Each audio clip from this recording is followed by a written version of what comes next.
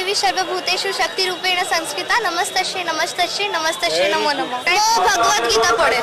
यदा यदा हि धर्मस्य ग्लानिर्भवति भारत अभ्युत्थानम् अधर्मस्य तदात्मानं सृजाम्यहं परित्राणाय साधूनां विनाशाय चतुष्कृता धर्म संस्थापनार्थाय संभवामि युगे। जो माने भगवत गीता पढ़ु नांती ताको आपण कोन कहै भगवत गीता तो पढ़िया कथा बिकज आजिकल हिंदुत्व विषय के आओ अधिक जानू ना आजिकल जेनेरेशन माने सब जो फॉरेनर मानक कल्चर वेस्टर्न कल्चर फॉलो कर चलछन तो भगवत गीता पढ़िया कथा हमर ठाकुरन को विषय हम जो आज सनातन धर्म विषय सब कुछ जानिया कथा पातकहारिणी देवी प्रणमामि हरिप्रिय पुनः स्थानम अस्माकं आदेशने तव अश्वं निधनं जात प्रशमन्ति विपत्य एतत् प्रार्थनं देवी तमेकं शरणंगिन भक्ति देहि गुणं देहि मे वरमि दृश्यं नेन शतमनुसारा सदा देशैते रतः संपाद्य लोकशत्वं च प्रशमन्ति तव पदाम्बुजम् एतत् प्रार्थनं देवी तमेकं शरणंगिन।